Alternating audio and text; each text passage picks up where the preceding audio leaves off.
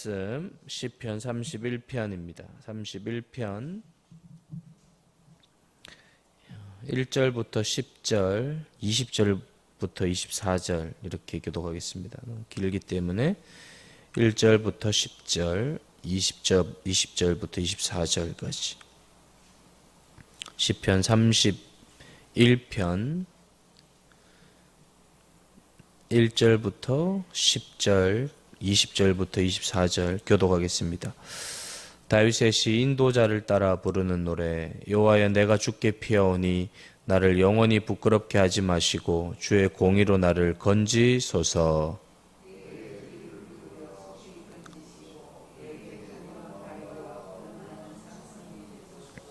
주는 나의 반석과 산성이시니 그러므로 주의 이름을 생각하셔서 나를 인도하시고 지도하소서.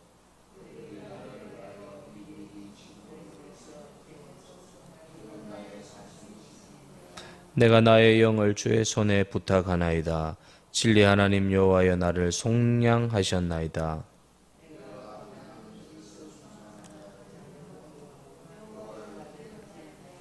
내가 주의 인자하심을 기뻐하며 즐거워할 것은 주께서 나의 고난을 보시고 환난 중에 있는 내 영혼을 아셨으며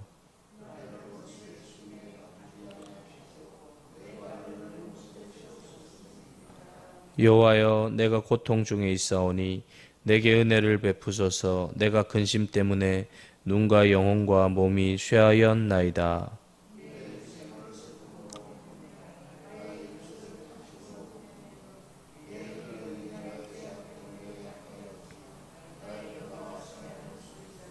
(20절) 주께서 그들을 주의 은밀한 곳에 숨기사 사람의 꾀에서 벗어나게 하시고 비밀이 장막에 감추사 말 다툼에서 면하게 하시리이다.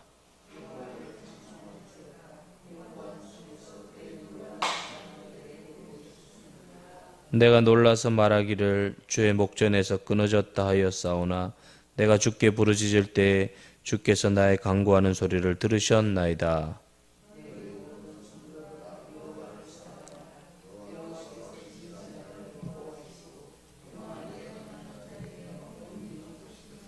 같이요.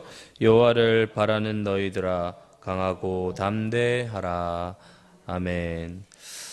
오늘 본문의 이 표제어는 다윗의 시 인도자를 따라 부르는 노래입니다. 다윗이 이 고난을 당할 때 하나님께 올려드렸던 시이자 공동체가 함께 모여 부르는 회중 찬양이 되었고, 이것이 하나님의 말씀이 된 것입니다. 무슨 말입니까? 우리가 언제인지 모르지만 고난 당할 때 하나님께 올려드렸던 기도와 찬양은 의미 없는 게 아니라는 것입니다. 이것이 글로 남겨지든지 말로 전해지든지 신앙의 고백으로 나타나든지 누군가에게 이것이 다 전달이 되고 전수가 된다는 것입니다. 1절에 보면 여호와여, 내가 주께 피하오니 라고 되어 있습니다. 내가 주께 피하오니라는 이 말은 시편에서 아주 자주 사용되는 단어죠. 다윗은 피할 수밖에 없는 상황, 이 고난의 과정을 굉장히 많이 겪은 사람입니다. 그러나 중요한 것이 무엇인가 하면 다윗은 자기가 어디로 피해야 할지 분명히 알았다는 것입니다. 여러분, 우리가 피해야 할 상황 속에서 어떻게 피하느냐보다 중요한 것은 어디로 피하느냐입니다. 어떻게 피하느냐보다 어디로 피하느냐가 훨씬 더 중요합니다. 닭이 이 독수리나 매와 같은 이 맹금류의 먹이가 되지 않고 피하기 위해서는, 여러분, 닭이 아무리 머리를 박고 모래를 파면서 아무리 자기의 머리로 모래를 파면서 여러분 깊이 파면 팔수록 더 독수리나 매에게 잡아 먹힐 확률이 큽니다. 닭이 머리만 파고 여러분 모래만 판다고 생각해 보십시오. 더 깊이 파면 팔수록 더 쉽게 먹잇감이 될 것입니다. 여러분, 우리가 이럴 수 있어요.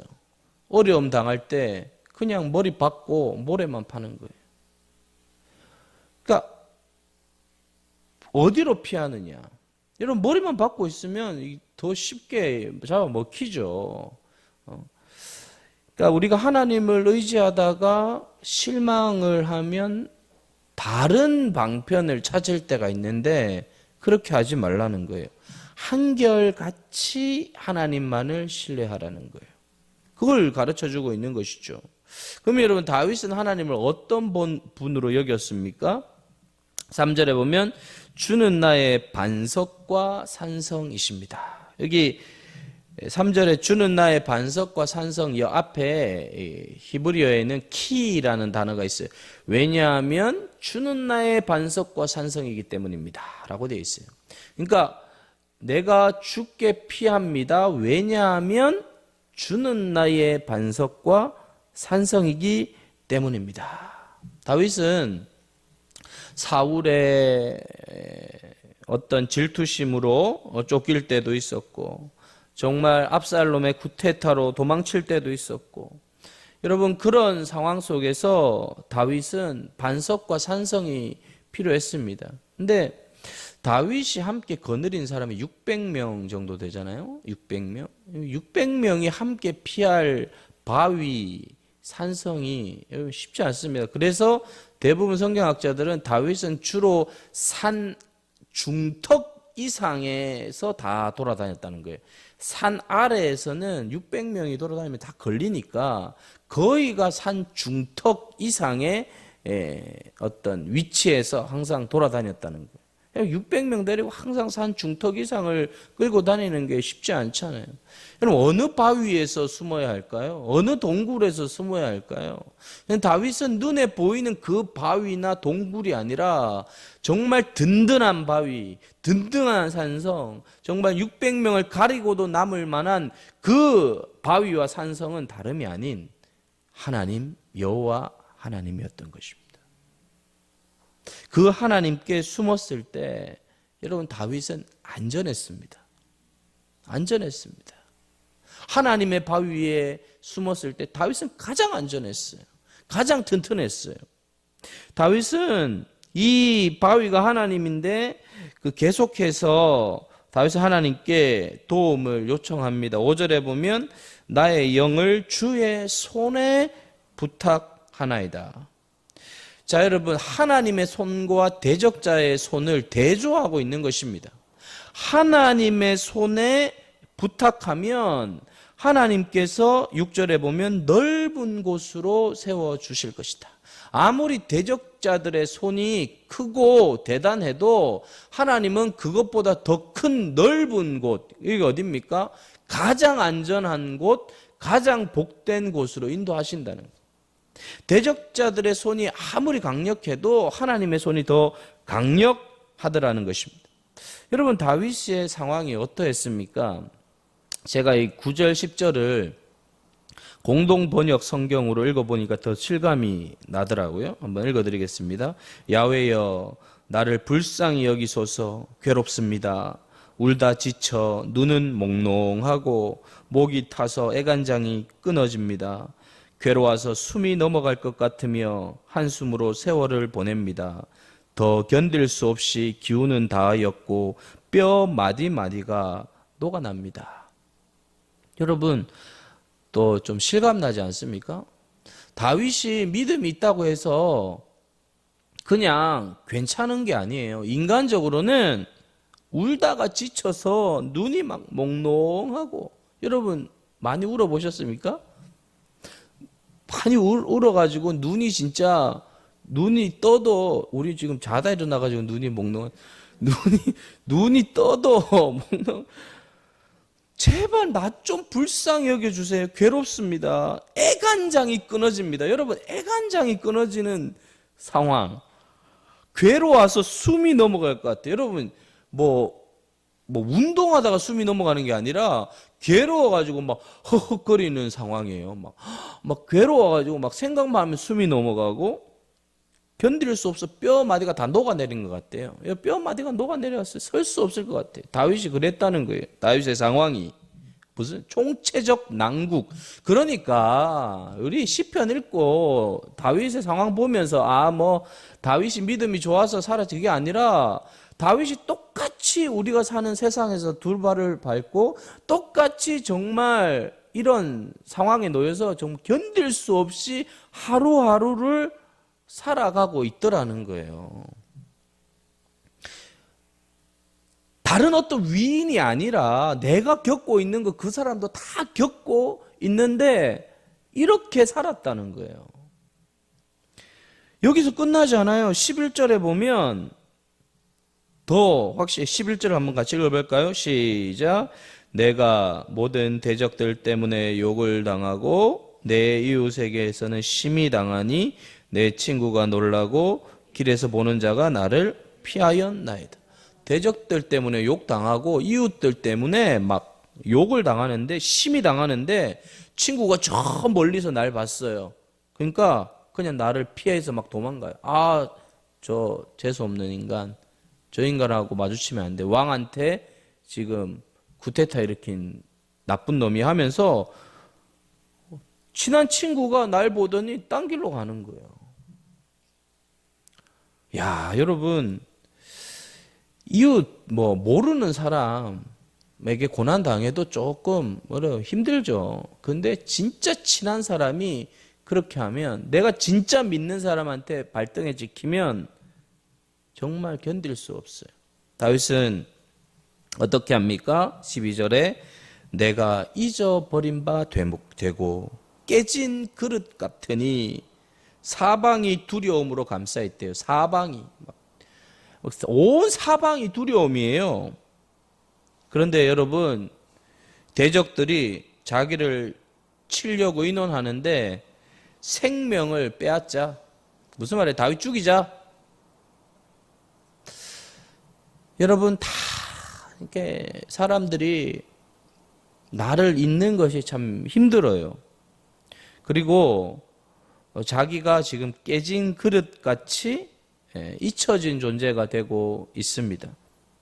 육체적인 고통 위에 사회적인 고통이 가해지고 관계의 고통이 가중되고 계속 가중됩니다.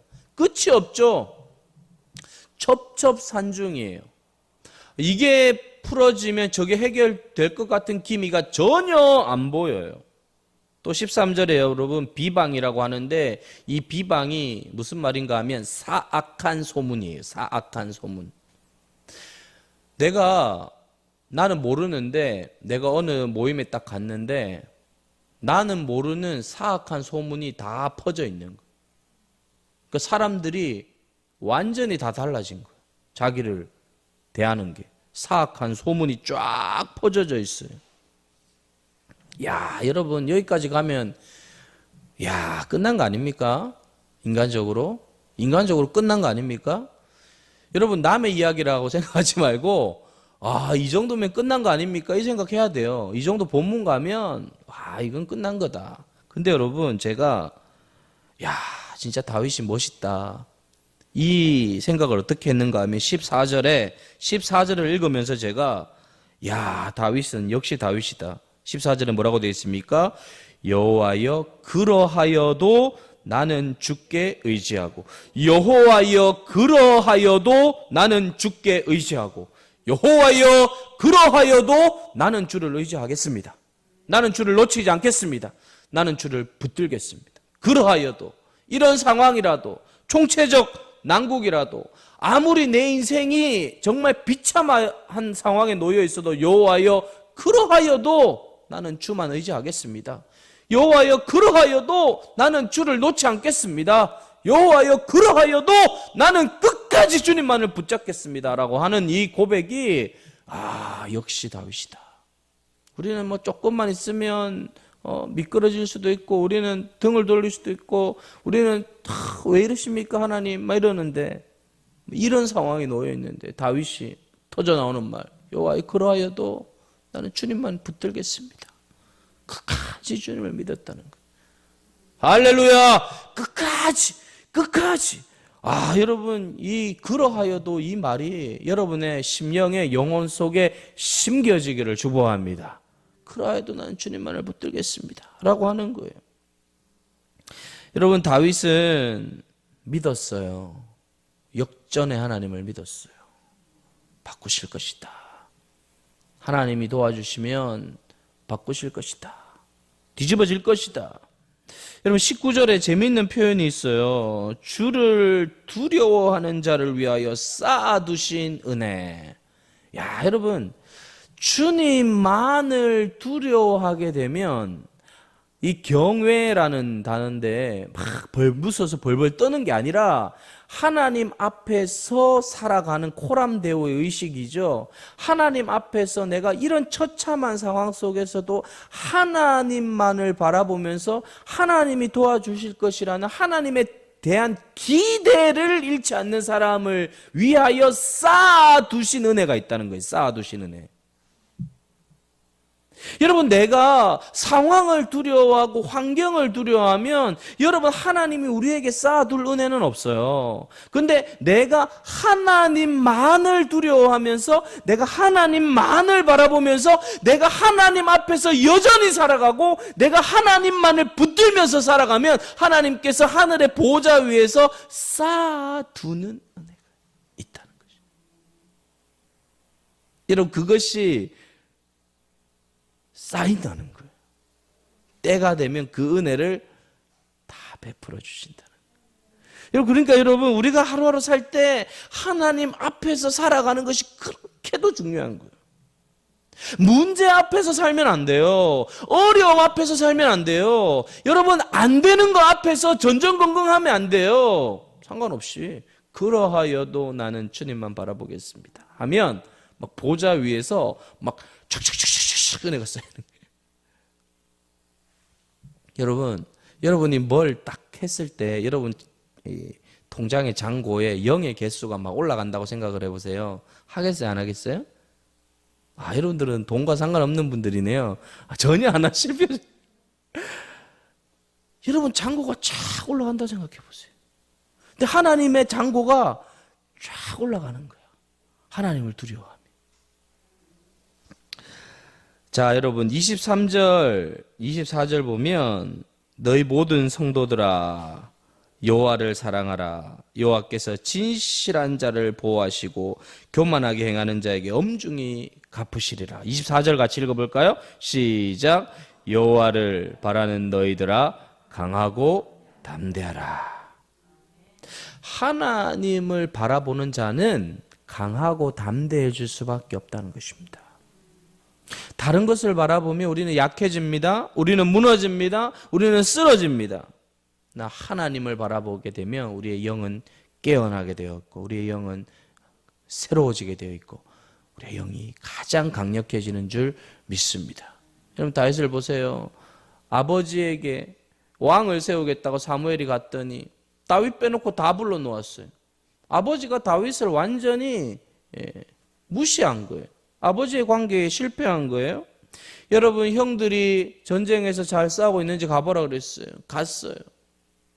형들한테 도시락 들고 갔더니 형들이 하는 말이 네가 전쟁 구경하러 왔지 하면서 다윗을 막 욕해요. 형제들과의 관계에서도 실패했어요. 사울과의 관계에서 사울이 죽이려고 해요. 사울과의 관계에서도 실패했어요. 미갈이 다윗을 업신여겨요. 아내와의 관계에서도 실패했어요. 암논이 다말을 겁탈하고 압살롬이 암논을 죽였습니다. 그리고 압살롬이 아버지를 몰아냈어요. 자식과의 관계에서도 실패했어요. 여러분, 다 실패해요. 그런데 무엇을 성공하게 됩니까? 이 모든 실패가 하나님만을 또렷하게 바라볼 수 있게 되는 계기가 된 것입니다. 여러분, 우리는 우리의 실패에 집중하면 안 돼요.